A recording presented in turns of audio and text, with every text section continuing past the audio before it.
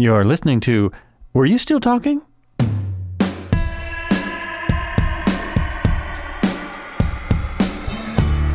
Hey, welcome back. Once again, you are listening to Were You Still Talking? This is Joel Albrecht, and in the studio I have Ken Cox. I think that's a name I can actually pronounce.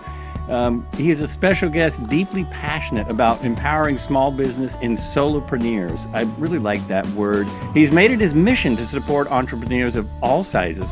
Ken Cox is the president of River City Internet Group and the visionary behind InLink.com, a platform built specifically to provide every tool you need to be successful in business. InLink.com offers an office suite that includes email, spreadsheets, documents, cloud storage, along with a robust CRM that supports unlimited users, eliminating costly per-user fees. Ken's here to share his expertise on how small businesses can use those tools to streamline operations, boost productivity, and achieve new levels of success. Ken, welcome to the show. Great to have you here. How you doing, Joel? So knowing all that, how's the comedy going? I'm loving the comedy. I'm having a blast. And, we probably should have took more time on that bio because that's my corporate business podcast bio. And my assistant was supposed to make sure we had a bio about the comedy stuff in there. And I suppose she didn't do that, but that's okay. Well, it is in the rest of your introduction and stuff. It is in there. It's just not just not in that part. Yeah. It's not in the introduction. Just not in the introduction. Yeah. There's a little behind the scenes if people didn't know. Sometimes I read an introduction. Some people don't have an introduction. I make it up. Sometimes I read it, which is great, but always nice to not have to figure something out. Yeah. So I started doing, I started doing comedy July 1st of this year, 2025 was my very first open mic stand-up. And I did it for completely non-comedy reasons. I'm doing research for my new book. I've committed to writing and I've fallen in love with this whole stand-up comedy thing in this journey that I've been going through of different modalities and intellectual property and how do we expand it and all those things. So it's been a fun exercise for me that I can kind of bridge all of my different things that I'm working on and pull them all in together as we go through this new world of everything that we're dealing with in the world of technology and business is going to drastically change. So I've been using comedy as kind of my vehicle to drive me through this new change in the world that we're all going through together. That's awesome. I mean, I didn't realize you had started so recently. What pushed you on stage, or why have you always wanted to do comedy? Because I actually I'm writing a stand-up set, and someday if I ever get it down, I'll get up there. So, I've always been on and off the stage my whole life. I went to film school. I've always loved being backstage. I've always loved being on stage. I did some local cable TV shows when I was a kid. I've had a podcast now for 4 years, Clicks and Bricks podcast. Love doing that. I own a gym, which we've created this performance of this 1 hour, workout that we do for our members and things like that. So creating these performances, I very much enjoy. I wrote a book a few years ago and I got bestseller and got some awards on it. I've really enjoyed that process. So I made the decision to write another book. And the underlining story or the underlining theme of the books that I like to write about are self-identity. And I thought, what better way to study self-identity than to start going to open mics and hanging out with these people and learning about them. After about 3 months of doing that, the door guy's like, hey, you're here every week. When are you going to go on? And I'm like, oh, screw it. Let's give it a shot. So I took a couple weeks and wrote, at the time it was like a 5-minute bit. I have it whittled down to about 1.5 minutes now. So it's actually starting to get pretty decent. And I went up and I absolutely fell in love. And then a bunch of stuff in my life changed pretty quickly with my wife. We made the decision to go ahead and get separated. And so I'm like, well, if I'm not going to have that family lifestyle, that kind of opens the door for me to be at more open mics and stuff, which I really enjoy, hanging out with these kids that are just hustling nonstop. And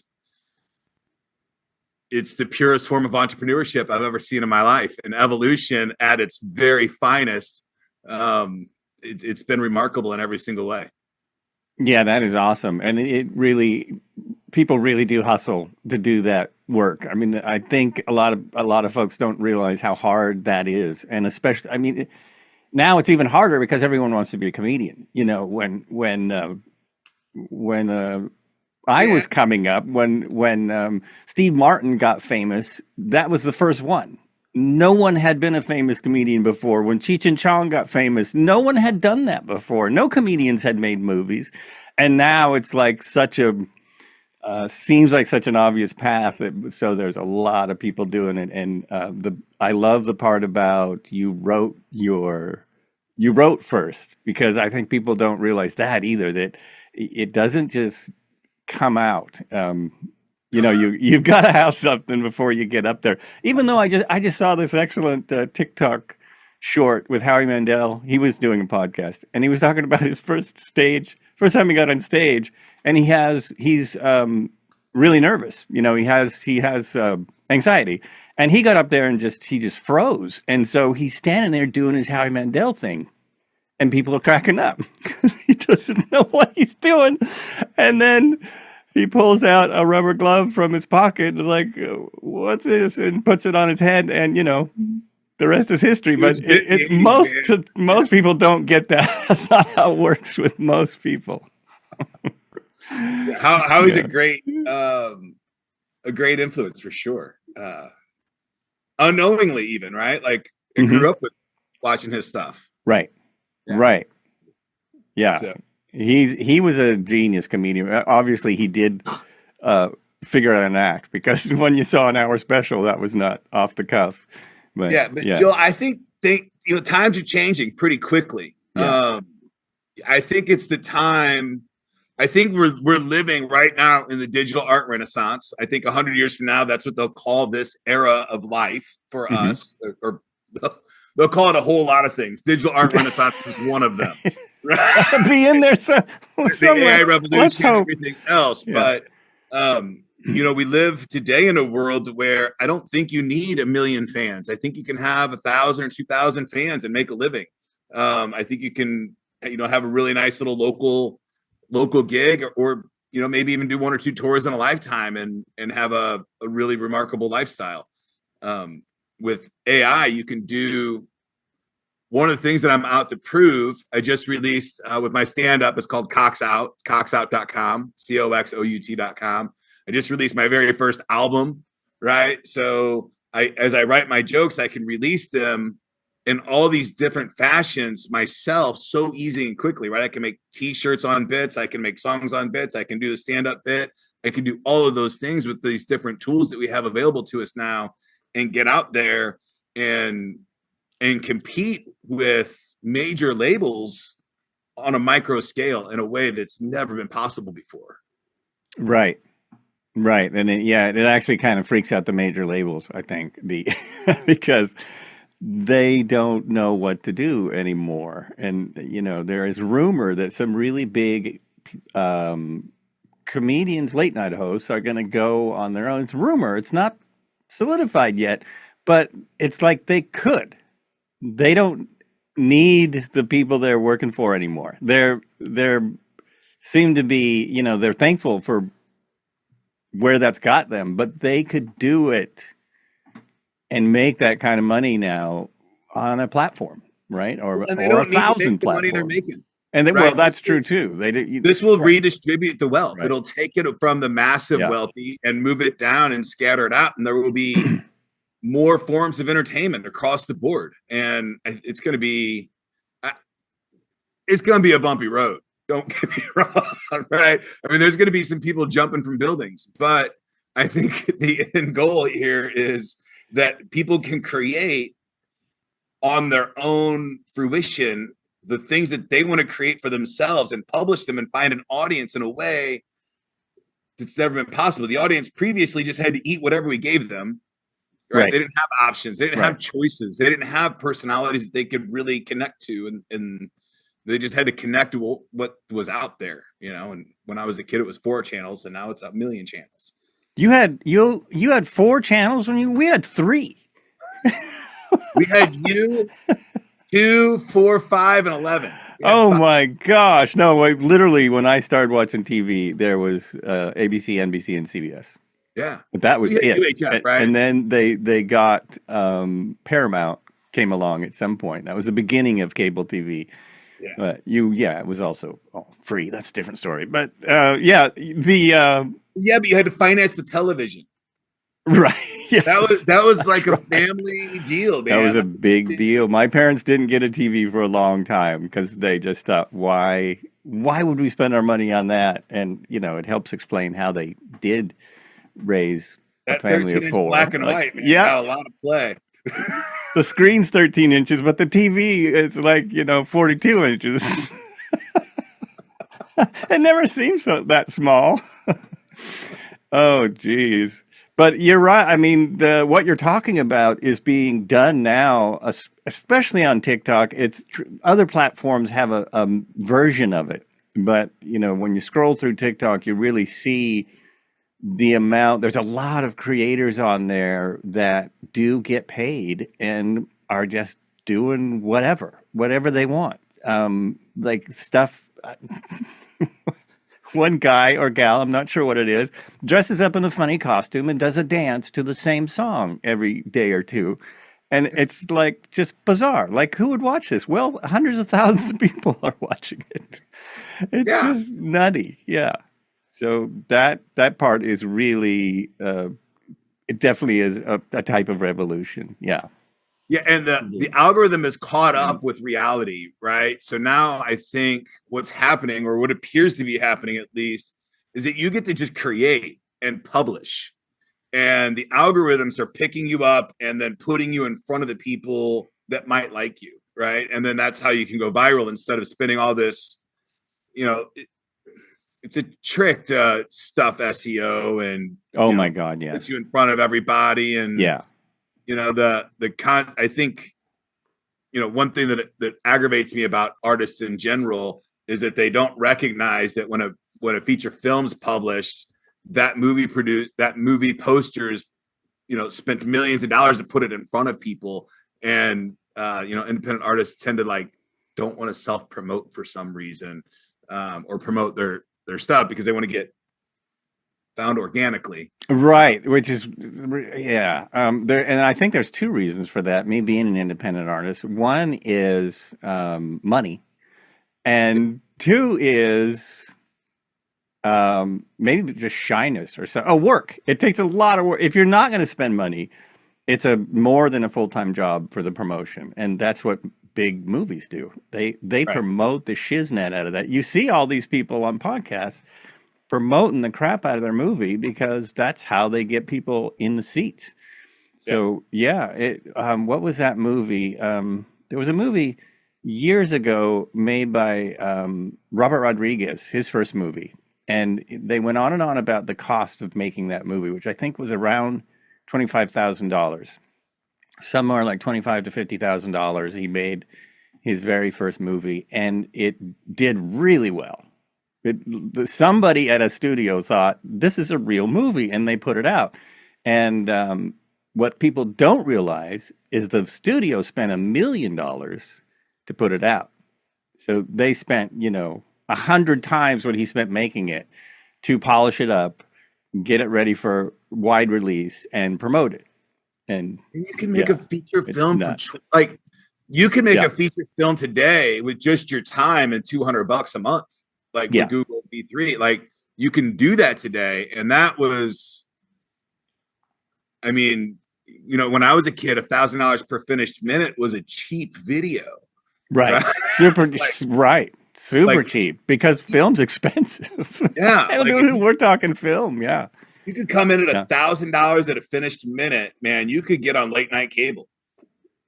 Right. in a city. Yeah. I'm a member. I'm sort of part of a local film community where they do a lot. They spend minimal dollars making films, and I'm still, and I've seen kind of a lot of these around, and I'm still waiting for someone to make one on a Google phone or an iPhone that gets into wide release because it's really good. Still haven't really seen that. There We see a has lot been of one on an yeah, iPhone. I don't know the yeah. title, but there's been one feature film shot on an iPhone and released in theaters. I forget the name of it, but Mhm.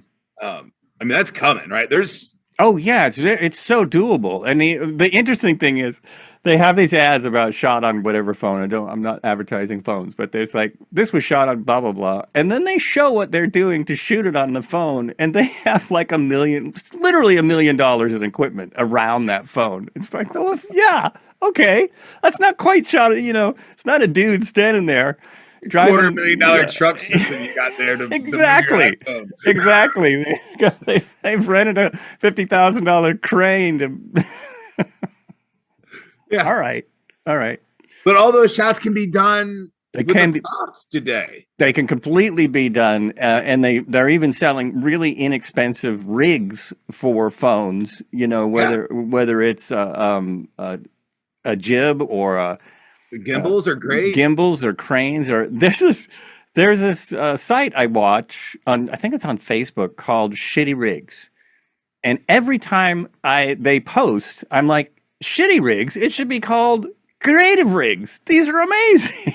Yeah, absolutely. Yeah, I mean, in reality, you spend all that money on cool equipment, and then you end up, you know, doing some shoestring from one tree to another and letting the camera slide. Right.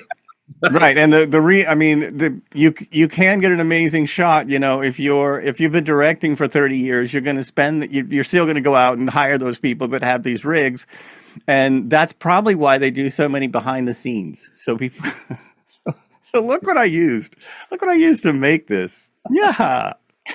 Working on a film set is one of the funnest jobs I've ever had in my whole life.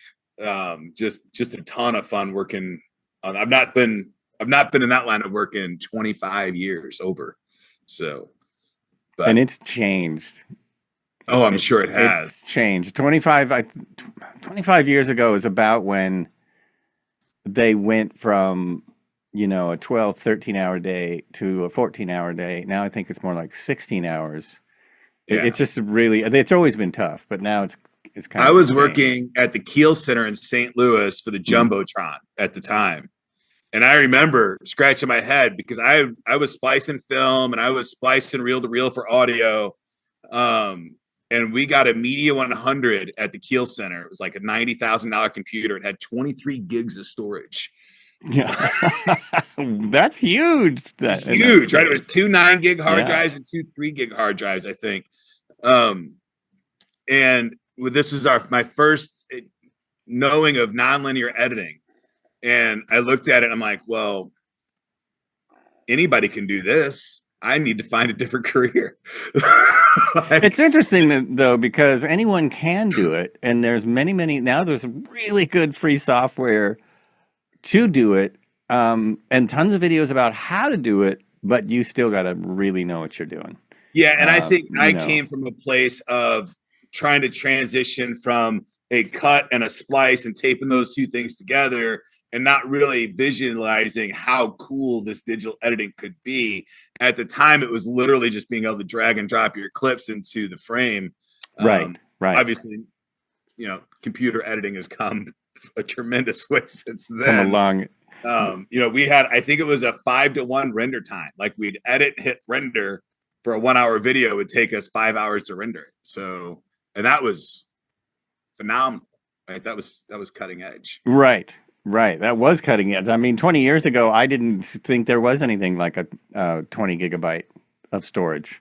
That was just, I was still on home computers. That was unheard of. The only splicing I did was when I worked at movie theaters and we had to splice the 4 reels together and watch for the dot. I love that, man. That was really fun. I got a kick out of that. I had my grease pen. I'd sit in that studio and just back and forth. And man, I thought I was doing something. And you were. Yeah, you were. That's absolutely. I worked in cuss words out of songs for radio stations. You were pulling the cuss words out for, oh geez. That is tedious. That's the only, yeah, I'm not very good at editing. Oh, I forgot to say I don't edit this podcast much. Editing gets really tedious to me, and I know some Horrible. people that do editing, and I've worked on audio editing, taking the kind of like taking the cuss words out, taking the pauses out, the pauses and the ums and ahs. Yeah. Oh man, my brain would just go numb. That's all automated now, man. It That's just just pushing a button. it is, but it doesn't work. I've tried that. It doesn't. It's not as good as it says it is. So if you use the automation, and then you have to go back and listen to see, it still takes a lot of time, but it's getting there. It's Yeah. gonna be to where, yeah. I had a It'll be. coach that would slap me every time I said or what. Oh, interesting. I went to a school called Broadcast Center in St. Louis, Missouri when I was a kid. Oh, okay. So it was you were just, yeah. it was pretty hardcore radio. Like, you're going to be a radio DJ. That was the path. But I really wanted to go into film and video, so I didn't take the DJ path. But I did some announcing and stuff like that, which was fun. Well, and I am kind of amazed. I mean, I kind of kick myself when I watch these back and I hear all the ums and ahs, because I say that a lot.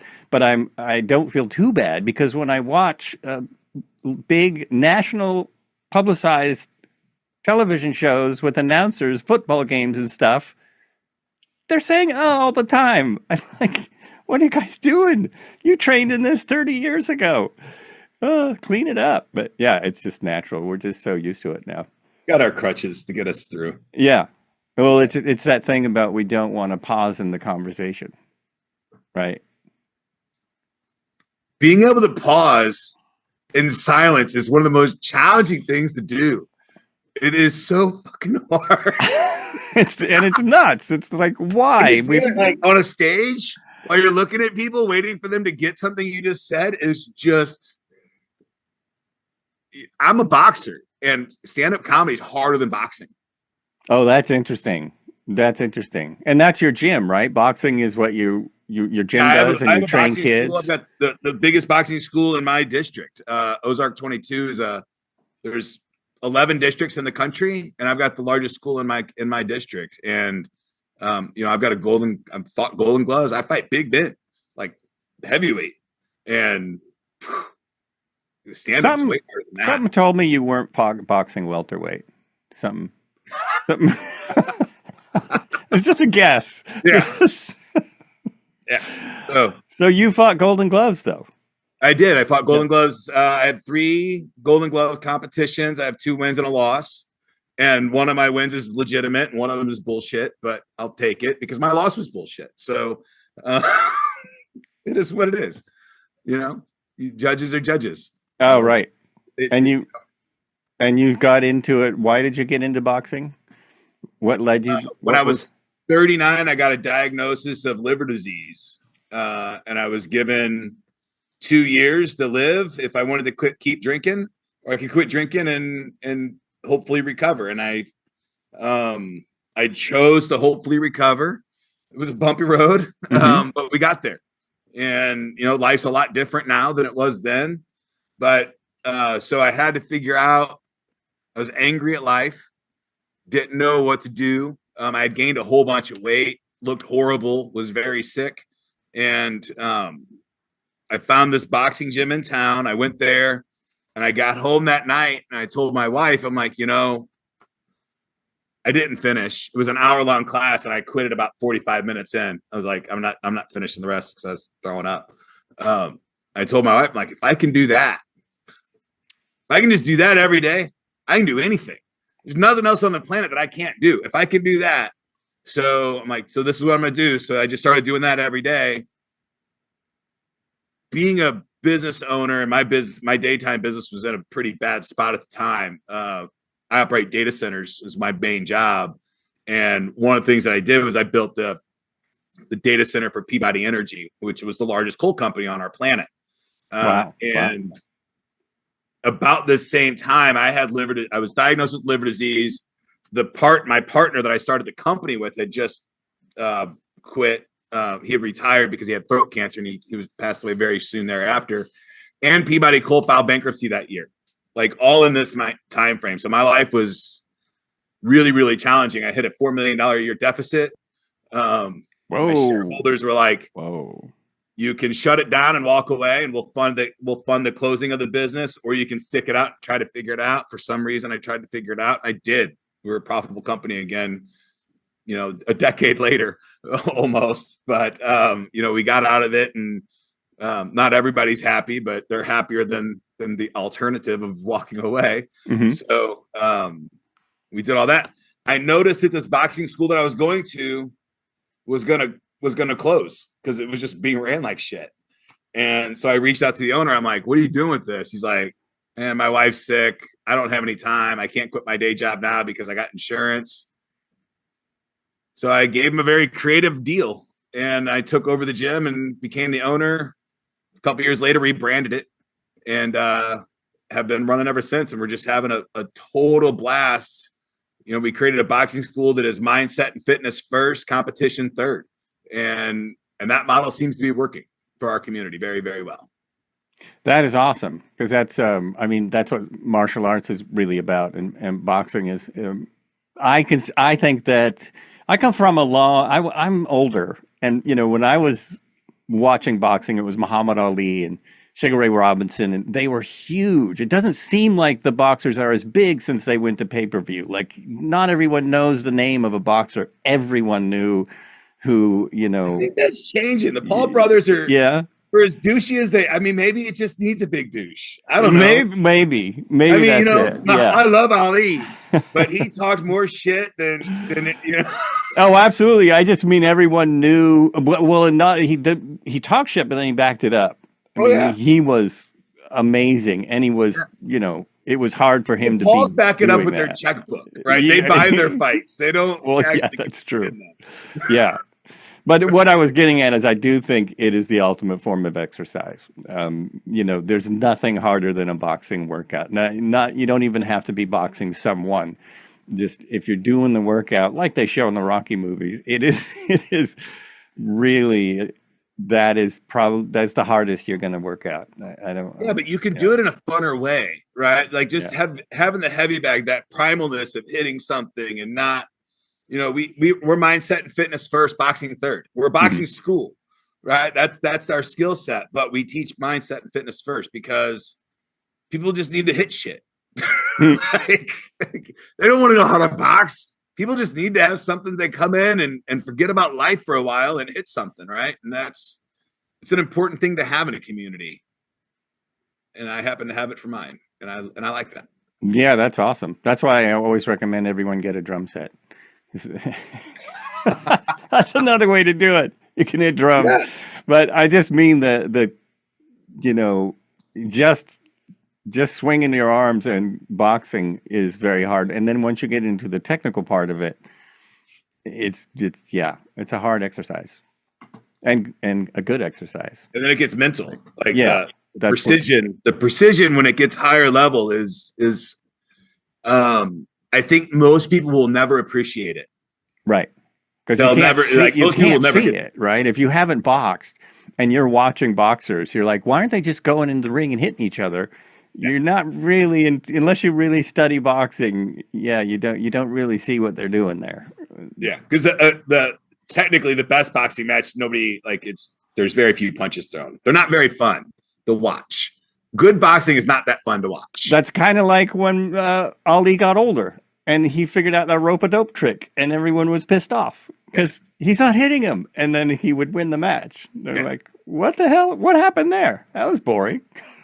So good boxing is boring to watch. You kind of have to have a little bit of an offset. You got to have a spunky fighter and a skilled fighter, and hopefully the underdog wins. This is what we always want. It's a bit like cage fighting. Cage fighting, I watched it when they started out. Ultimate Fighting, it was called at that time.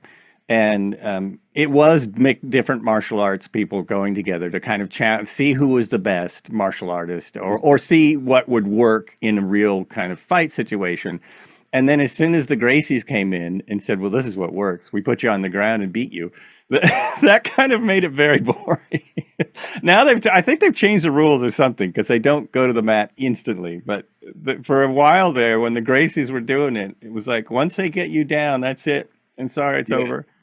I That's think all. some of the boxers learned how to get up fast Right. and stay They learned how to along the get out of way, it. right? So Yeah, that's a sport that just keeps evolving, man. It's it's wild. true. It's Yeah. not a sport for me. I can't deal with the hitting people when they're down. It just breaks my brain. So I stay away from that particular. I like going and watching it, but I cannot compete in that sport. It's not for me. And I think that's a good thing if you can't hit people when they're on the ground. That is part of it. That is part of it. Yeah. Yeah, that's a It's a hard one. requirement in that sport. I mean, that's what you have to do to Right. win, and it goes against something inside of me at a deep level that I just don't understand. So I'm okay with that. I know I can't do it, so I don't. Yeah, this is good. So you don't compete anymore? You just did those Yeah, you just box. 2022 was my last Golden Gloves competition. My doctor wasn't overly thrilled with that. So um, I don't know what the future has in store for me Mhm. for boxing at the moment. I still love the gym. I still coach 3 days a week or 3 nights. I do Saturdays, Sundays, and Mondays. I'm still there. I love it. Absolutely love it. But the I'm preferring the comedy over the boxing at the moment, just because I don't have the physical damage. Right. The Right. mindset, like all those same preparation and part of what I'm trying to prove here is that I can use the same disciplines for boxing and put it to any medium and execute at the boxer style training to anywhere and be somewhat successful. And do you ever bomb or have you ever bombed? Oh, yeah. Yeah. That's pretty. So, I mean, I'm doing, so on coxout.com, I'm literally documenting every single mic as I go. Hmm. How I feel that day, my relationship status with my wife, what's going on and how I felt and, talking about how the third wall is melting for me and stuff like that. So it's been, I would say the first 10 mics I did, I don't even think I started seeing them hold the light up, like consciously being able to make that connection until I was like 20 sets Wow. of me just kind of not being able to completely be present and seeing the crowd and remembering my lines and everything else you have to execute on while you're up there. It's a lot to deal with. It is a lot. That's why you got to have a set. I read I think your latest post where you had a solid 4 minutes. You said you had a solid 4 minutes down. How much writing? How long did it take you to get that? That Was that solid 4 minutes started as five separate 4 minute bits that I had. I'm like, oh, this is a really good premise. And I wrote the whole thing. I would practice that bit and trim it down and trim it down and trim it down. But now it started as I think 5 different bits total that now comes into just a solid 4 minutes. That's pretty good. So there's 5 different premises in 4 minutes. I get a good laugh every, a little chuckle every 20 to 30 seconds. And I've got a big banger at the 3 minute mark that floats me out to the end. So it took me 3 months, probably 2 months of writing all those bits before I even went up and started polishing them. uh-huh. And, a solid 2 months of polishing 2 to 5 nights a week, 2 to 5 mics a week for 2 months to get to solid 4 minutes, I think. Wow, that sounds like a lot, but you're only doing 3 minutes. But it's still a lot. I mean, you got to go there and show up and sign up for the night and hang out. And I mean, when you go to do them open, there's some of them that I can get into pretty quick now, right? I can just kind of walk in. I know I'm going to get on, Mhm. so I don't have to think about it. But like get on at Funny Bone is challenging, right? To get on at Helium Comedy Club is more challenging. Right. So, those are investment nights that you got to do into that. But I did another post about just being part of the community, right? Going to the showcases and being there, supporting the other comics and shit is, I think, really, really important. I'm in a predicament at the moment right now because I typically get into these situations that I become a leader really quick, and I kind of start creating projects and doing that. I'm trying really hard not to do that in comedy right now, because I have my own skill set to be polishing right now, and if I'm going to pull off an hour in 3 years from now, I've got a lot of work to do. Wow, yeah. An hour is a long time.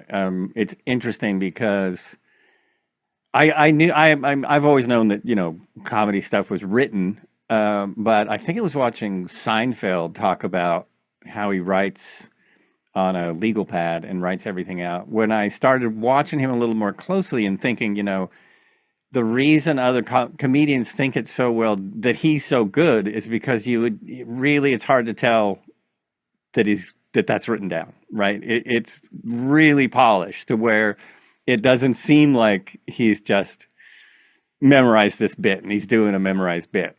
The Chris Rock bit that I watched is just phenomenal. It's Chris Rock doing his 1 hour set, and it's just cuts from different stages. He's different outfits every time, but it might as well be a DVD. It is. He's got it so set, and you're creating this world where you're acting like you're being yourself, which is just so bizarre, in just an off the cuff way. Right. That's really obvious in the most unique way possible. Yeah. Eddie Murphy, it becomes real obvious if you see him in an interview, because he's just this wild guy on stage he hasn't done comedy in a long time, but when he did, that was just not him. Everyone thinks that's him, and it's like, no, not really.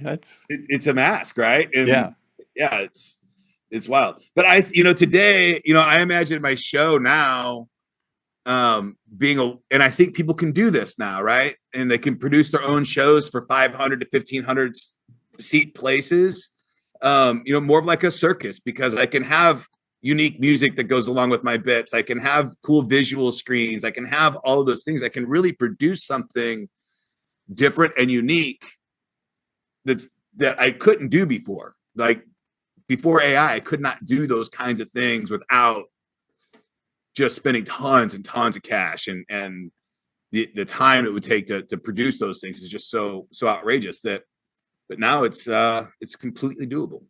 Yeah, that is wild. That is wild. I have very big reservations about AI, mainly about control of people and things like that. And how do you know? So here's my question. How do you know I'm not AI? You don't. Yes, you really So don't. that's part of my thesis right now is I also believe that proof of life is going to be one of the last commodities. So I think the jester, however you say that word, I think it's the last career on earth, entertaining other humans. I don't know what else there's going to be, right? There's not going to be any jobs like we know them today. Robots and AI are going to do all the work.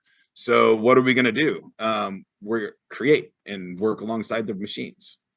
Well, there will be engineers to engineer the AI.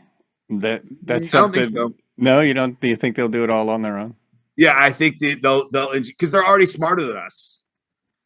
It's interesting you say that. I've heard a lot of really smart people say, no, that's not true, but it's going to be soon. Because no, it's true. Right? I mean, Grok can pass every PhD. It can beat a PhD in every discipline right now. Mm-hmm. I think that. But then it still makes mistakes. I mean, I've almost every time I use AI, it's like, well, that's not quite right. Let me correct that. Yeah, so do humans, though. Yeah.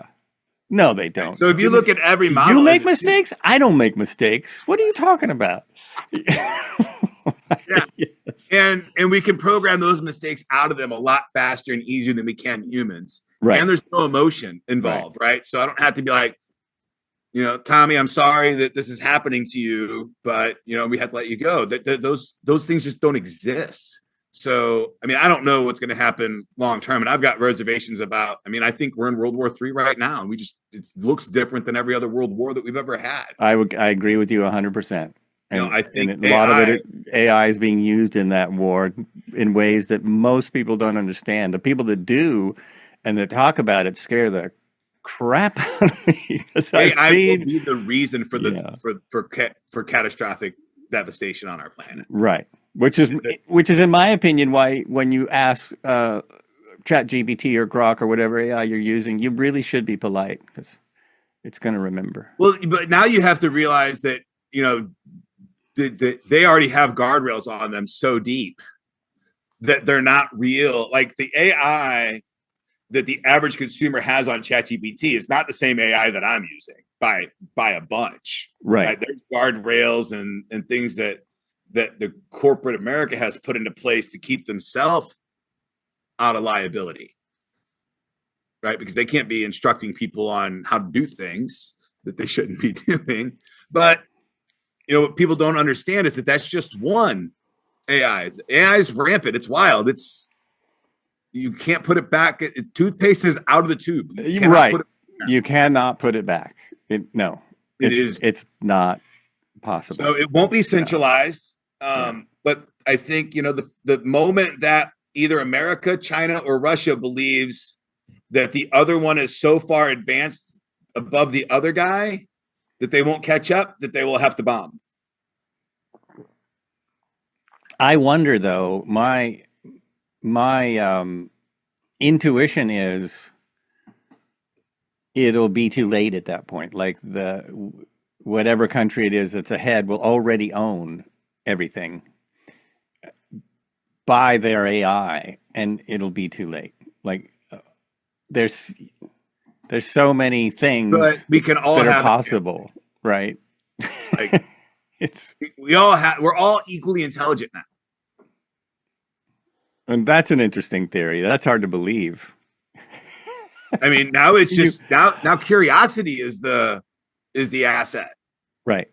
We're all the same amount of intelligent, right? We all have the same data set. We all have the same interfaces to intelligence, right? Just like calculators to math. Now we have interfaces to intelligence. So now it's just creativity and curiosity that are going to get us to the next level. Because the data sets are already there and it does the math so well. Interesting.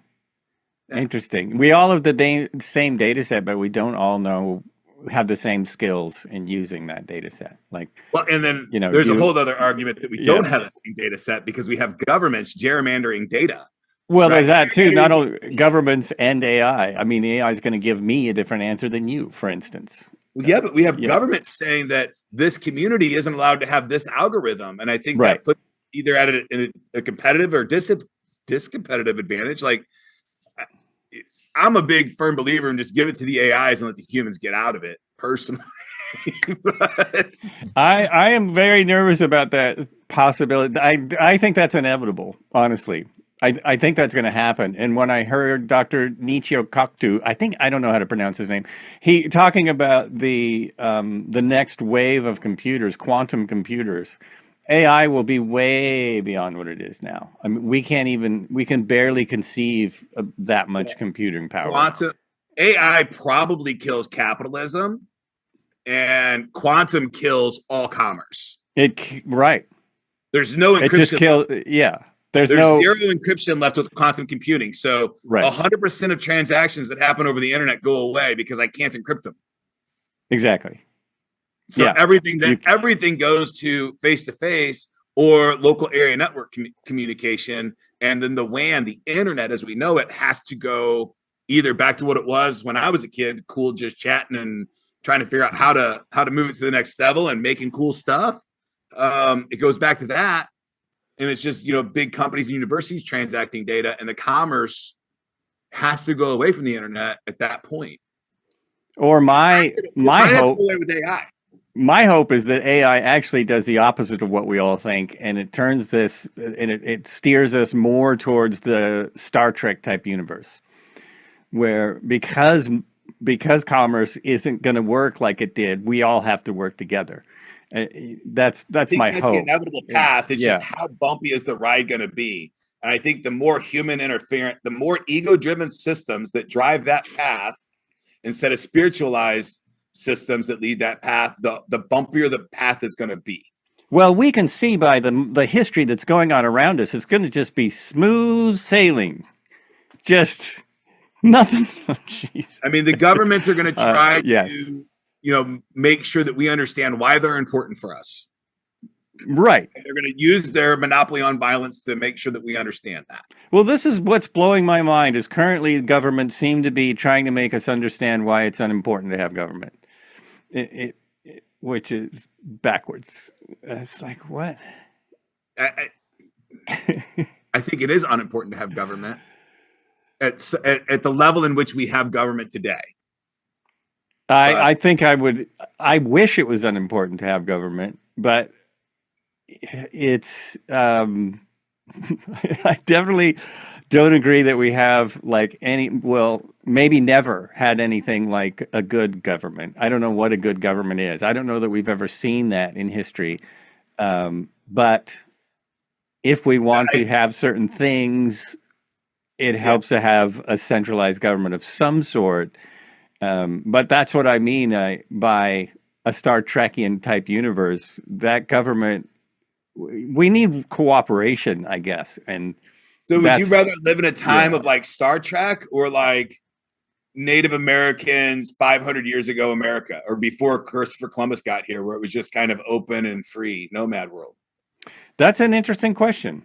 If I didn't know any other world, like if I didn't know the world I live in, I would probably want to live in the Native American world, although there was, it was hard to get along then too, depending on where you were on the earth. In certain tribes had a great time. Other tribes didn't. Yeah, if you were in the right tribe, you were good. But they had battles just like today. Not just like today. They didn't have the weapons. They could not. There was no mass shootings. But you could argue that their weapons were more barbaric. Because much more. They didn't kill fast, and you didn't have any medical help. Right. So, which was true for a long time. If Star Trek had fields and berries and shit, I think I would like that path. If they had what? Like fields and streams and stuff, then I think I would like that. Yeah. And they do. I don't think I'd like living in space in a. Well, there's a bunch of people living on Earth in the Star Trek, and I'm actually talking about original Star Trek because the Star Trek universe of today is just stupid. Whatever, they've gone to this. We need it to be an action movie, which was not, used to be a Western. Star Trek was all space. Yeah, it's all space, but they refer to the people on Earth. Like San Francisco's their home port. I've never been a Star Trek fan, but I was a huge Red Dwarf fan when I was a kid. Huge what? Red Dwarf. Red Dwarf, yeah, okay. Was my sci-fi movie show that I really enjoyed. That's wild. If that shows you the level of nerd that I am.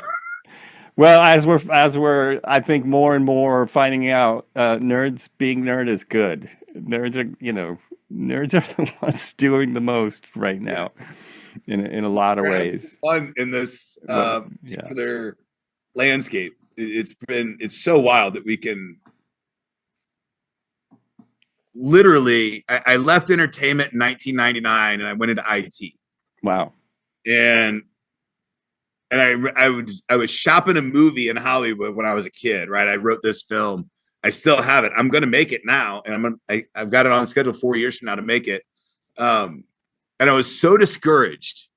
I'm like, I'm leaving the entertainment industry, like, because I was making videos about like how to pour concrete, just like doing the shittiest jobs on the planet to make money, right? And using the thing that I used to love, making videos, and turn it into this thing that I hated doing, right? Like medical videos were horrible to make and shit like that. So I left that and like, I'll go back to it when I can do it on my terms and I can make the stuff that I want to make instead of making the stuff that I have to make to pay my bills. If I've got to pay my bills, I might as well really get them paid and do IT. Wow, there you go. Well, it's interesting because now if you're making videos about pouring concrete and then putting them on YouTube, you could probably make great money. Yeah. But now I can do it on my terms and I can make the videos that I want to make and get them out there. And I think that is something for the human race that we've never had before. And that's what excites me about AI. And yeah, there's all the negative shit. And I have grand hopes for how it ends. I do not like how it's going to get there. Um, Yeah, that's an interesting way to put it. I have grand hope. I try and be positive about it. I guess I'm nervous about that day when all the passwords are useless. I have a lot of passwords, and when that becomes useless, instead, what do we do? but how Um, freeing is that going to it's be? like, yeah, what's that? How How freeing is freeing that is going to that be? going to be? Well, I don't know. I like my house. I like my bank account. And I'm attached to some things. I'm You overly think attached, even I though I know have it. to imagine the Yeah. governments know this is coming. Well, that's true. They And well, the concept yeah. that I like to think about right now is, and I'm not an economist I'm a technology guy and an Hmm. entertainment guy. But I'm not a technology or economy guy. It's interesting to think that the entire country runs on one kind of economy, just capitalism. So I think we're going to have multiple economy structures, which I don't know what that does to classism. Well, I really have a problem with capitalism. It's been, I think it's really heavily marketed in the U.S. I think if it wasn't marketed so heavily, people would wonder why do we want capitalism so much? Because that society you talked about, Native Americans before Europeans came, that was also pre-capitalism. They did not use capitalism. They used basically tribal society, which is a very, very different thing. Definitely, there was no centralization. However, they didn't have a billion people on the planet, so it's confusing. Anyway, I've never been a big proponent of capitalism, even when I was learning about it as a little kid. Whenever you learn about it, high school, junior high, I was like, well, if you have to grow for the economy to work, how can that be possible? Well, I How think can it needs growth to be at a time. always be sustainable? But when capitalism has got us to a point where we've created a thing that we don't understand, it's arguable if it's life or not. Right? We've created this intelligence. What the hell does that mean? Right? Like, Right, right. I, and you can. I mean, I went to MIT's AI program to understand it a little bit better. Um, it's not working very different than how our brains or than how we know our brain works. Just electricity, matter, and data. So, and nobody knows how the transformer works. So, I think capitalism got us there. I think it's time. We're in late stage capitalism. Something's got to change. Yeah, and I've heard that before. I think that's a reality. And like you've kind of said a couple of times on this podcast, how it's going to change may not be pretty. But I agree that we're in late stage capitalism, and I just Kids don't know don't see what's it coming. next. Yeah, I mean, some of them do, and some of them don't. right. Like I'm talking with programmers, and they're like, "Yeah, I'm programming. I got these API set for this big company, and we do fintech." I'm like, "Okay, what are you doing with MCP servers?" And nobody in this audience is going to know what an MCP server is, but it's wildly important to the programming world right now. And he didn't even know it was there. And I'm like, "Oh man, you're toast, and you don't even know it yet." So I'm not sure what's going to happen to these kids. They're not prepared. And I don't know that anyone is, and I think that's by design. I mean, there's still this idea that don't worry about anything, just keep buying your phones and watching your football, everything's fine. You know, that's that's still out there in a big way. And we've Yeah, removed compassion and yeah. community from everywhere, right? So like, when I was a kid, it was knock on the neighbor's door to borrow some sugar, and that is gone. At least in my community, it's not. Well, you'd be happy to hear it's still around where I live. Okay. No, never sugar. It's always a tool or something. But I, Yeah. we've lived here a long time now, and I finally we got to the point about I don't know 5 years ago where we know most of our neighbors, and it's a really good feeling. It's not like we talk to them every day or anything because we're all on Yeah. our computers, but we know them all, and we have conversations, and we kibitz about the neighbors and with other neighbors, and It's important it's an stuff. amazing thing. Yeah, it is. And Well, it's not like it used to be. it is one of the things that they attribute to what do they call them? Green zones, the areas in the world where people live to over 100. That is one of the big things is community. Okinawa. Yeah, that's one of them. Yeah. Yeah. So yeah, Actually, community is I one of watched a the big documentary ones. on Okinawa. I don't have a couch anymore because of that stupid documentary. Oh, really? Because it's bad to sit on the couch? Because, well, not that it's bad to sit on the couch. It's just I'm so much better if every time I stand up and every time I sit down and get up, that I got to go all the way to the floor and all the way back up.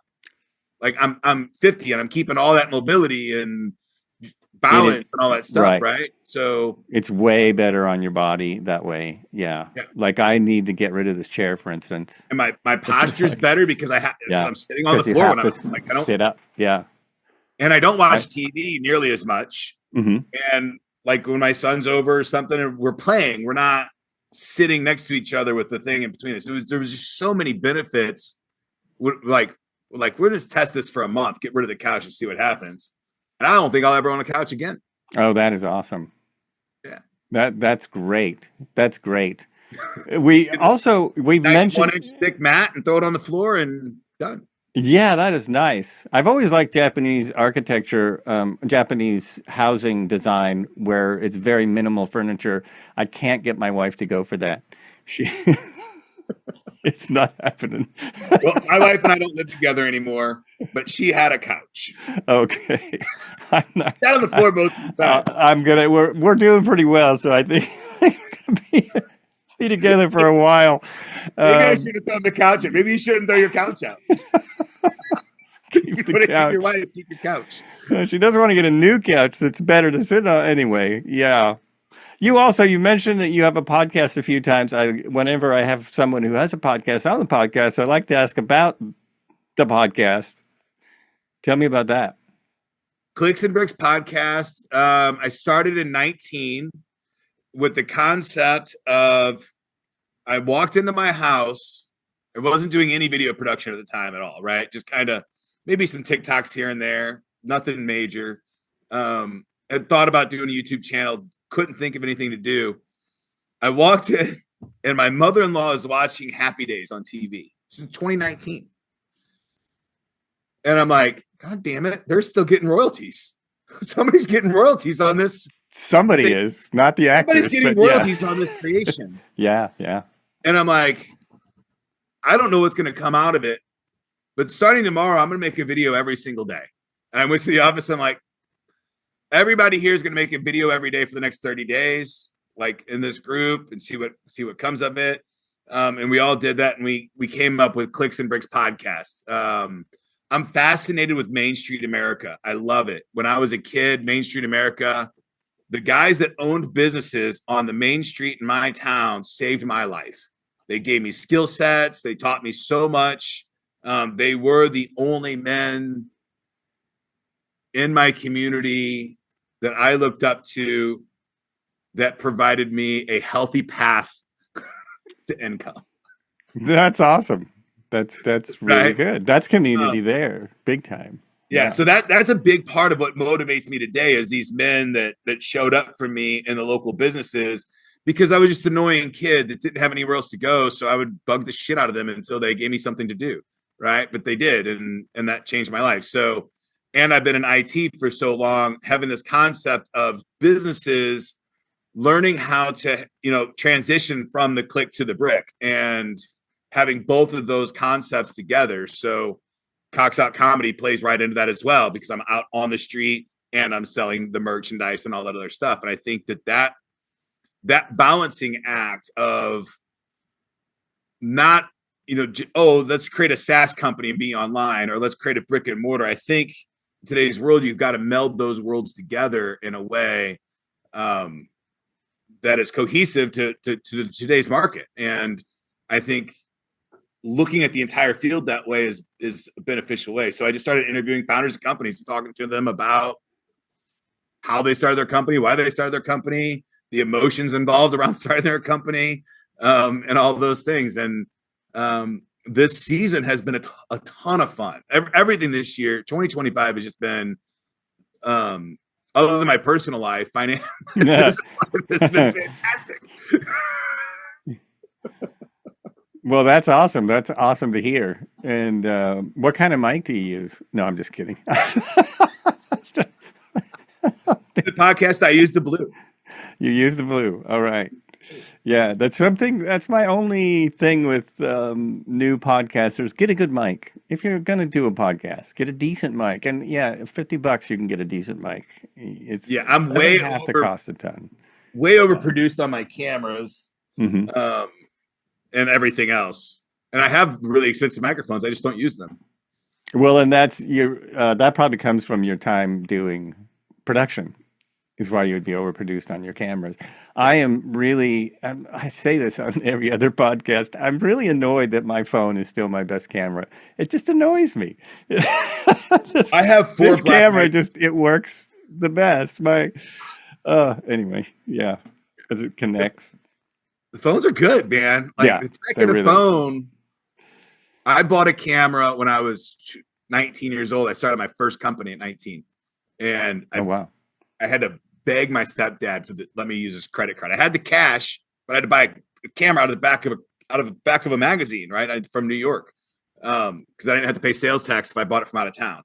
And I had to. It was a 3-chip camera, or it wasn't a 3-chip. It was a 3/4 chip camera, so I could start making videos for my local cable station. And I got it, but man, it was a pain in the ass to get it from him. I Wow. I had to use his cash to get it. And that was my first camera. That's amazing. And now you can get all kinds of cameras for not a lot of money. Well, unless you want to be really pro. But yeah, it's pretty amazing. I mean, but you don't have to go pro unless you're looking for Netflix, right? Right. Like YouTube can go. The jump from a YouTube to Netflix is pretty big, but I mean, I don't think there's anything between the two. It is pretty big, and the jump usually happens. It's happened with a couple people, the top people on YouTube. And the funny thing is by the time they make that jump, they have a crew of 20 to 100 people, and they're using like Reds and stuff. They're producing those videos with. I mean, when you see a video that's really impressive, it's usually because it's highly produced. Like they're doing a really good job. Some of those YouTube creators are mind-boggling. Some of them, like myself, just go on with a flight simulator and fly around. That's what I do on YouTube. Yeah, and I think the blast. But that's the future, right? Mr. Beast showed us Amateur by Design is totally doable. As we fracture this system that we're in and more creators get out there creating new unique stuff, I think people are going to find that, and the algorithms are going to find a way to feed it. Right, distribution is going to be different than we've seen it before. It's not going to be one to masses. It's going to be, multi to niche. The niche is going to get so crazy. Right, and I mean, I see these creators like that. That the niche is what they do, and they, for one reason or another, usually just happenstance, they explode, and suddenly they're making a living doing that. You used to have to hold attention for 24 minutes, and you were one of 5 options. Now you have to hold attention for 3 to 10 seconds, and you're one of a billion options. But if you can hold their attention for 10 seconds a day, then you got a shot. And when I was at some point when I was doing YouTube, I looked at Mr. Beast, and he had put out some stuff about how he got to where he was. At that time, I think he was 20, and he started at 13 or something like that. And the way he got to where he was doing everything he could possibly think of to figure out the algorithm. So he would try different things all the time. And he worked like 80 hours a week, to figuring out what's going to work. That's all he cared about. He wasn't interested in a certain thing. He was like, what do people want to see? And that's all he did. And that's when I said, man, I don't want to work that hard just to do what other people wanted to see.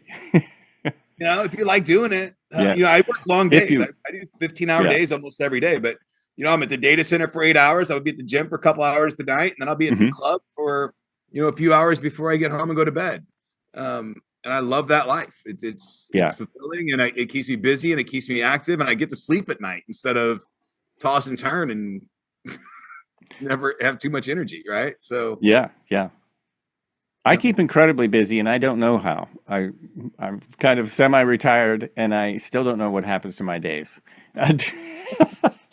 Doing And nobody podcasts is gives me part of it, hate. but it's like, wow, it goes fast when you think you have nothing to do. There's so much to do in the world. Oh yeah, So there much is. to do every day. It is amazing. So do you still do videos every day, or was that I a do podcast? videos every day. Yes, Hmm. I make if my lowest day today is I will do a one liner and post it on TikTok, Oh, okay. but just text Yeah. based now because TikTok's got that text based thing, Right. and the AI dating jokes are going reasonably well at the moment. Oh, nice. It's funny because whenever I open TikTok, half of the videos are what you should be doing on TikTok today. Yeah. So I had one video go viral, had nothing to do with any of these viral ideas, and every time I've tried one of those ideas, it's been like, no, no one wants to see that. That's ridiculous. Yeah, I think Gary Vee says it best right now that we are in an era of algorithm based data. So you don't have to have a channel that is one niche, right? You can kind of Right. just put whatever you want out there, Yeah. and it's not subscribers anymore. Like they don't have to subscribe to you; they can find you through the algorithm. Um, Yeah, the video that went viral had I had at that time I think I had 200 subscribers. And that one video took me to over 2,000. yeah, But it has over a million whatever a view is on TikTok. I don't know how many seconds that is. Half a second?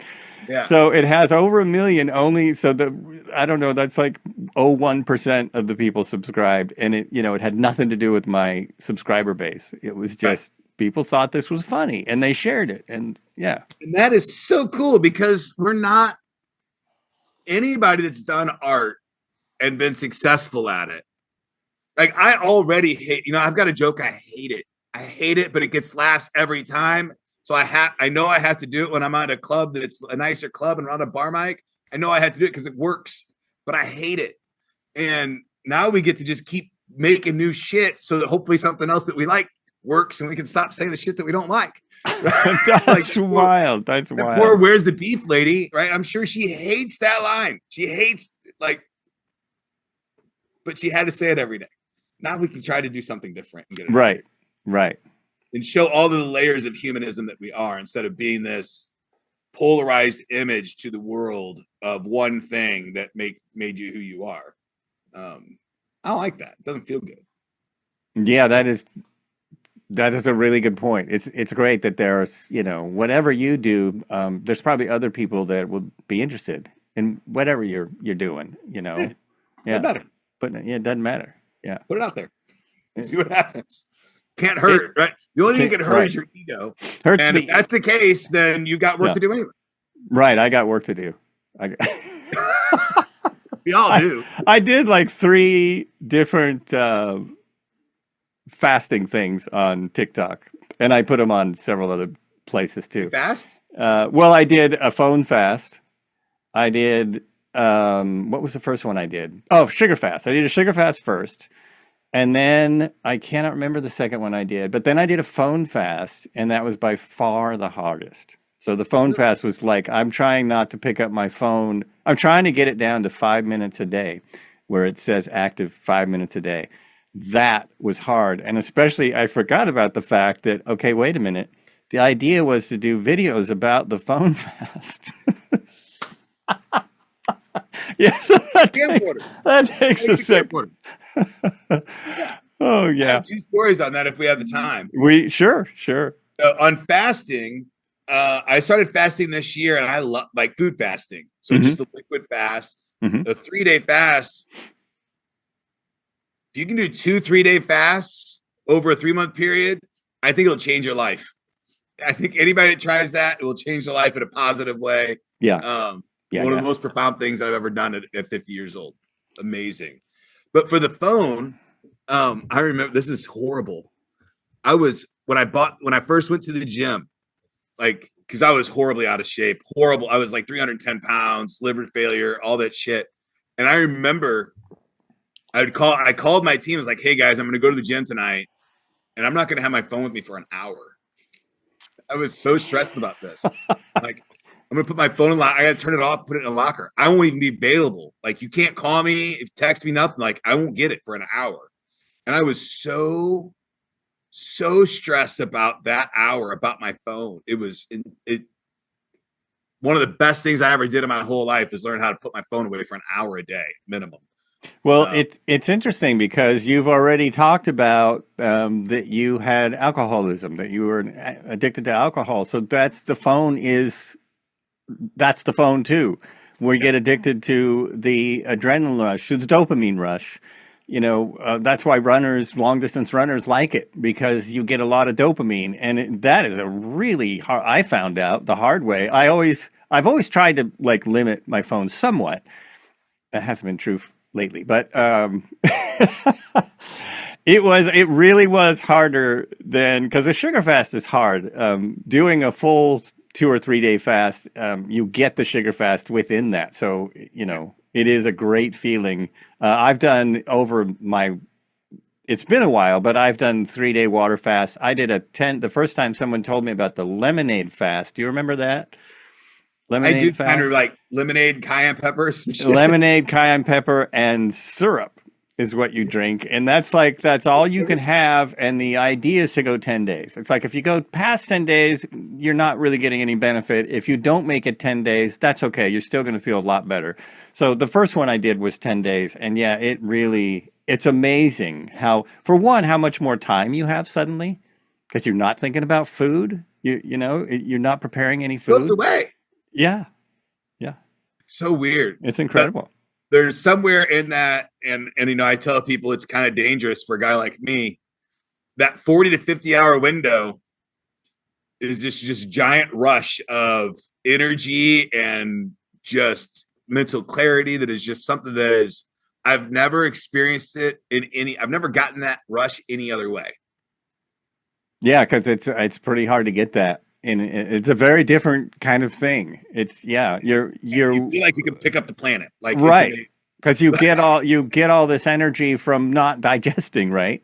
And a Yeah. big part of that is because your body is going, well, I don't have to take care of this anymore. What am I going to do? What are we going to do now? You Yeah. know, I So yeah. bizarre. Yeah, I, fasting is an amazing thing. Phone fasting, everyone try. I've said this for months. Everyone try it. Well, it's a challenge. And I now, wish somebody could have gotten it through to me earlier in life.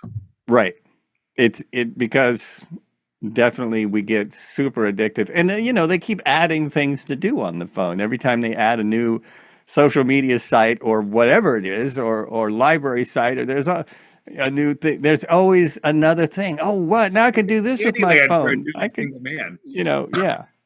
And that the other day I forgot my phone going somewhere, and I was like, oh, that's nice. I don't have Oh, to that worry would give about me it. anxiety. Yeah, it did for a second, but then I realized I know where it is. Yeah. It's at my freaking house. I don't have to worry about it. And it was sweet.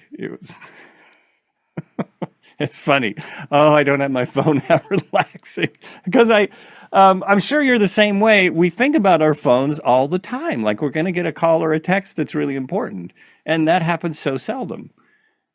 I would argue that we're cyborgs at the moment. That Yeah. the phone is such a Yeah. part of who we are. Um, people have relationships with their phones. Well, that's true. Like their kid Yeah. can leave and they don't have the same anxiety that their phone leaves. You're right. And Like now they're having actual relationships with their phone via it's AI. scary. Their actual relationships like this is my friend Judy or yeah. And it's I've had a couple of emergency calls in the last I'd say 5 years, a couple, where a relative or somebody needed to get a hold of me. It was important. Yeah. And I'm always thinking that's what I'm waiting for, but it's not. You're just thinking you need a phone on your hip. Yeah. Or something. We still got those calls when the phone was at home on the wall and you had to We used dial to sit in waiting rooms with nothing to do. That's right. It's just a magazine. What do you mean? We had National Geographic. We had People. A highlights magazine. Highlights. That was it. Highlights magazine. That was all over the place. That was everywhere. That's funny. You try to explain that to, today's generation. They would be like, what are you talking about? Yeah. They don't know anything. They don't know. This It's bizarre. this is what our parents said, I'm sure. There are poorly trained large language models out there. It is, well, it's surprising. It shouldn't be surprising, but it's one of the things that does really well on the YouTube, which was kind of what I was referring to with your cement videos, is there's a dad that teaches people how to do stuff.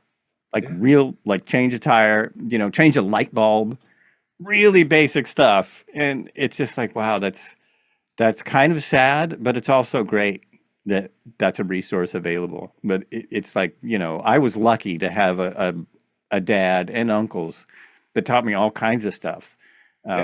Yeah. And even things I didn't want to learn. We're going to paint the house. I don't care. Yeah, it's wild that we have that. I love it because I think, even if you had somebody to teach you or didn't have somebody to teach you, the fact that we have it in so many different ways to teach you today.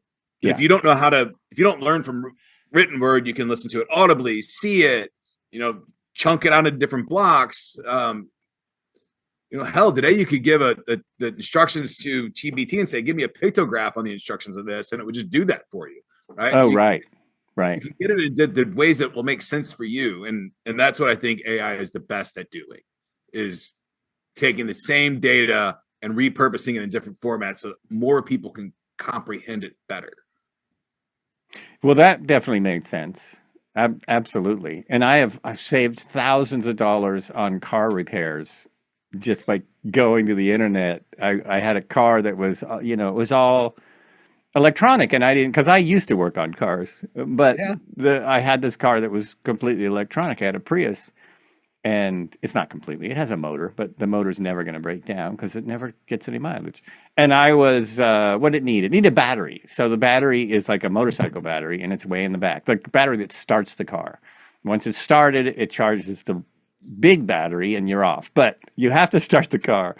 And the dealership wanted like several $100s to change that thing because of where it's positioned. And I went on YouTube, and this mechanic is in his garage. He's going, no, you just do this. Look, you just pop, like literally 3 steps in and out. Oh man. So that kind of stuff is amazing. That's on the flip side of that. It gives me false confidence to try a plumbing job. So I try that, and then I still have to pay for a plumber every single time. No, that's a good point. Plumbing, I just learned, my house is not new. My house is older than I am. I'll just put it by a little bit. And I know if I'm going to get into plumbing, it could be a disaster. I just plan on it. It's just like, this could be a disaster. And thankfully, sometimes it's not. But when it is, it's always expensive. One time it was an entire bathroom. I'll call the plumber first. The other 90%, I'm still an idiot and I screw it up myself. And it always costs me more. It can, because if you break that pipe behind the wall. Well, because I bought the thing to use to replace it, but then I broke it or something didn't happen. Then I still got to pay them to come out and do it anyway. So right. You just pay them to come out and do their damn job. But my last plumbing job, which I thought was going to be this minor thing, ended up to be 8 hours. But thankfully, I stuck with it, and I went, okay, it's not broke yet. I haven't broken it. I can still do this. And it worked out. But I also, one of my plumbers was awesome because he told me in the city I live in, they will give me a shutoff valve for the street. Because if you don't have a shutoff lever that you can twist yourself, you have to have the company come out. The water and power company has to come out. That's their rule. But if you have someone put on one that you can just turn off yourself, then they don't have to come out, and you can. So that was awesome. It's like, nice. We'll pay for the plumber to do that if you want, just because it saves them time and money. Because they don't charge you to come out; they just have to come out. So that has been a big bonus. So then when the water's spraying, you have a few seconds to get out there and shut off. It's tough, man. I can make leaks. I'm really good at making leaks. Unfortunately, it's so easy. Yeah, I've paid some good plumbing fees. This is my first house, so I've learned. Like, wow. Remember, I was under that sink for hours trying to get the ice maker hooked up, and it just kept leaking. And he comes in and he does this. $75. It took like 2 minutes. Oh yeah. Oh, wow. $75. You got a deal, man. He was there for like 2 minutes, and he was a friend of mine. So, Oh, like, he I'm was okay. charging for the drive out. I'm like, okay, fine, thanks. That is awesome. Well, we should think about wrapping this up. I'm Yeah, I thinking think about it. I want to give you my list of questions. okay. I have a "Were you still talking?" random question list. I still haven't gotten a good name for this, but people like it. It's fun, and Right. you've been a great guest, so you deserve the last bit. It's not a lightning round because some other podcaster does that. It's not a rapid fire because some other. Anyway, question one: do you like turtles? I do. I very much enjoy turtles. Sea Nice. turtles, preferably. Yeah, I'm a big. I go to Hawaii every year, so I really like sea turtles, and Yeah. yeah, love them. Um, the next question is: have you ever thought about doing a podcast? Apparently, you have. I have. I think about it too much. Have you thought about doing another one? Part of the comedy I'm doing, I'm going to do another.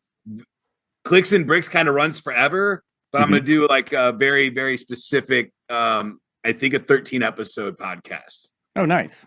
Yeah. Cool. Do you believe in luck? Well, that's a good one. I always like this one.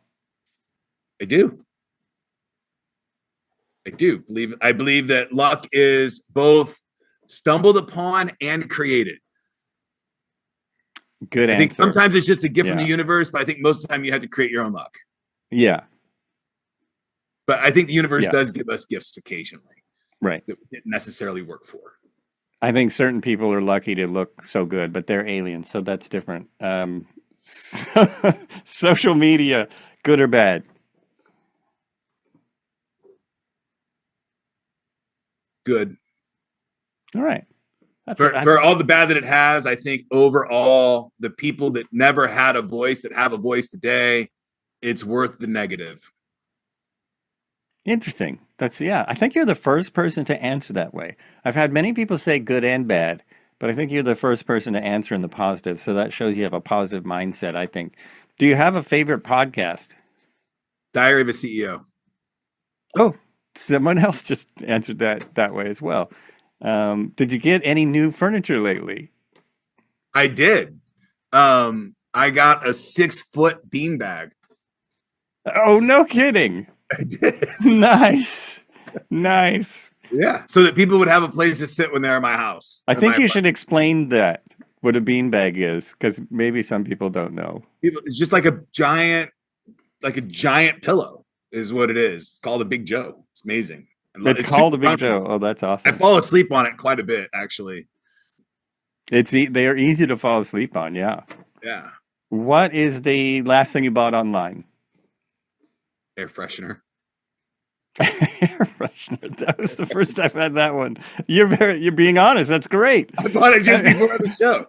I burnt some bacon last night, and I'm new in an apartment, so I don't have a front and a back. I can't get it aired out, and I hadn't bought air freshener yet for my new apartment. So, okay, I'm a little confused. That's what some of us consider air freshener. Burnt open bacon. your front door, back door. Burnt bacon. Oh, yes.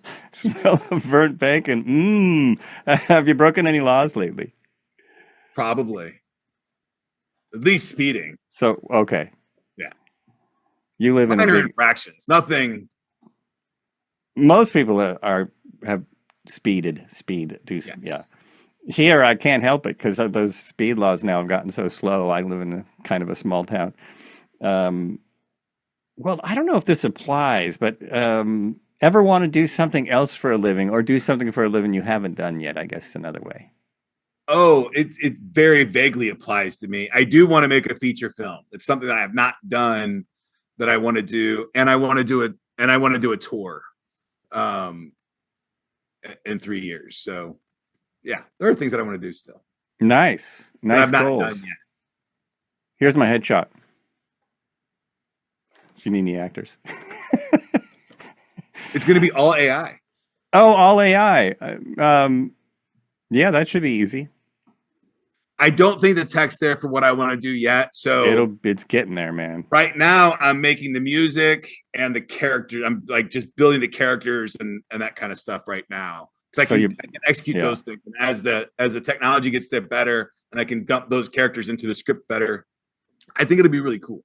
I don't know what they're advertising, but there's an ad that has AI characters saying, "I'm all AI," and that makes me shiver. You are talking I get to AI goosebumps. Today and don't know it. Yeah, it's true. Yeah, and right. Well, I know. I don't get it. Oh, I was going to ask you that. This is off, not on the list. Was that an AI message that I got to book you?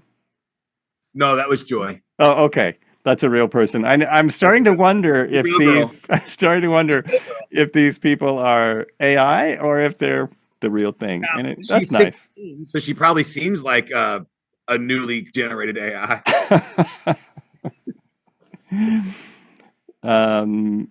Do you believe in talent?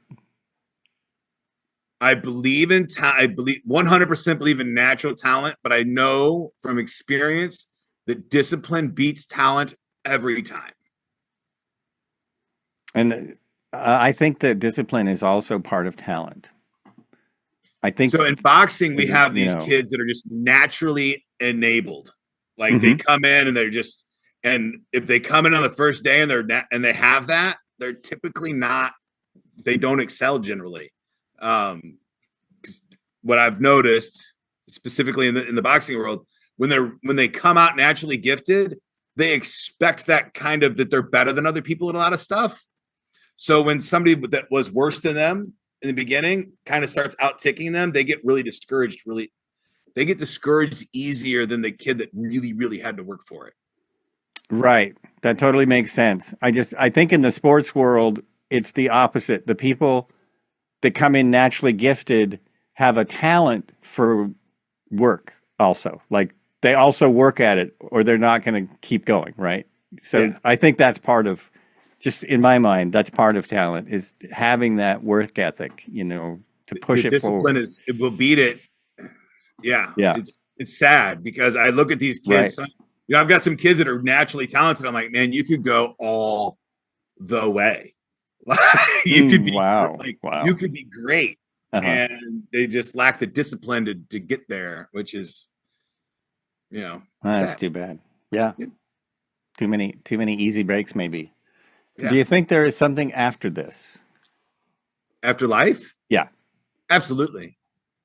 I would be so arrogant to say that I know that there's something after this. It's funny. I don't really consider it arrogant. I don't have enough self-confidence maybe to say that. I'm pretty darn sure, but I can't say that I know.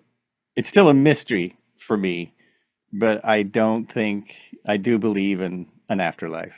Life after. Maybe my knowing comes from too many head bonks and mushrooms, but it could. I feel a very, very comfortable knowing that all existence is required for existence to exist. Well, there you go. And therefore, I have to exist for existence to exist. That is interesting. When you talk about head bonks and mushrooms, back when I did hallucinogens, I was probably more sure. I haven't done them for a long, long time, so there's more distance. Maybe you need to have a shaman experience. When you do that, then you're pretty sure. When you, there's not a lot of doubt. It's a better place to live from. You go there, and yeah. It is. It's a better place to live from. I think it is too.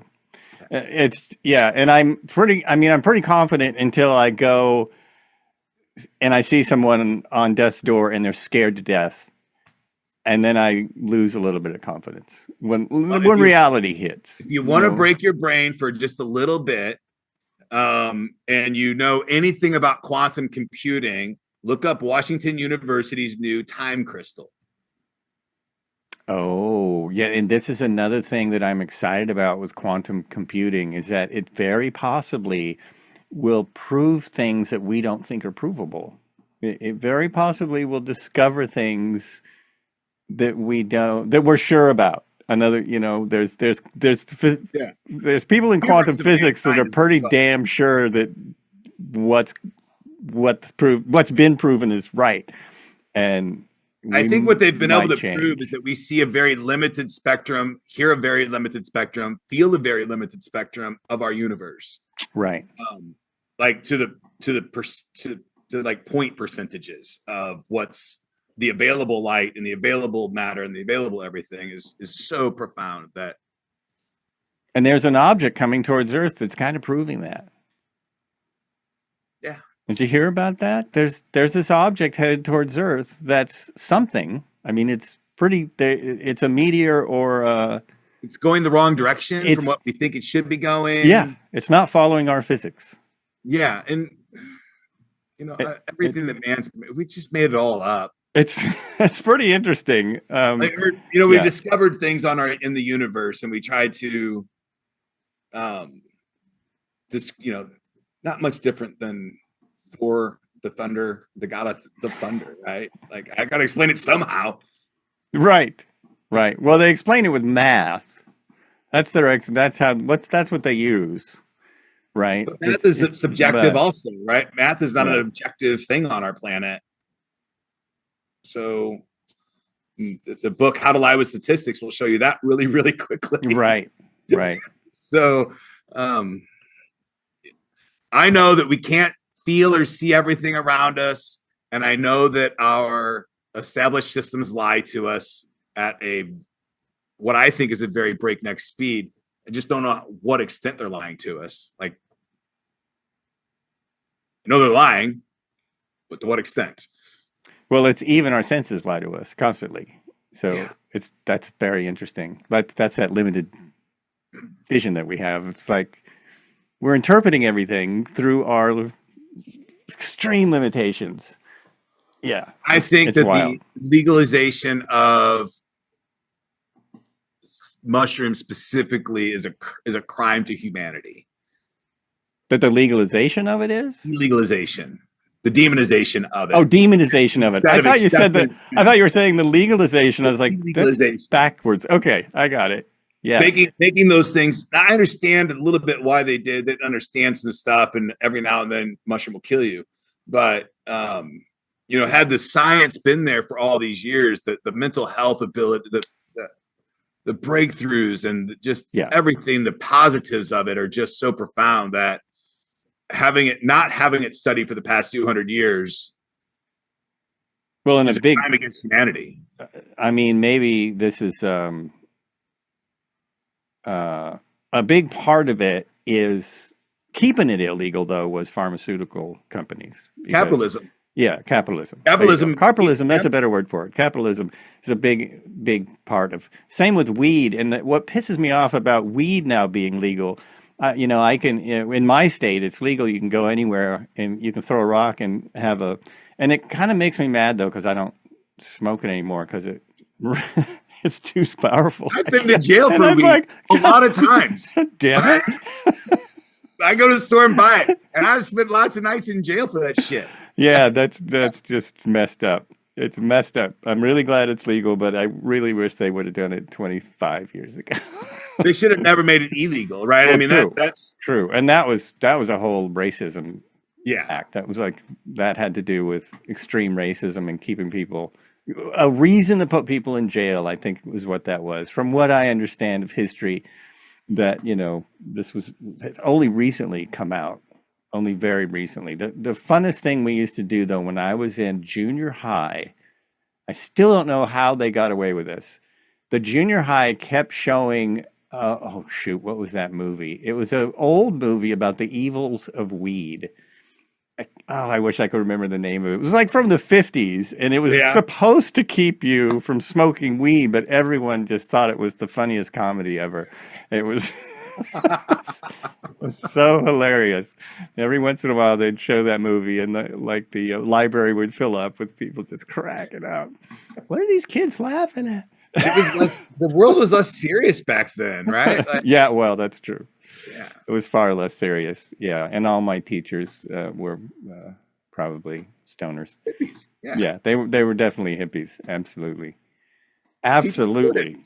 Well, listen. be a teacher.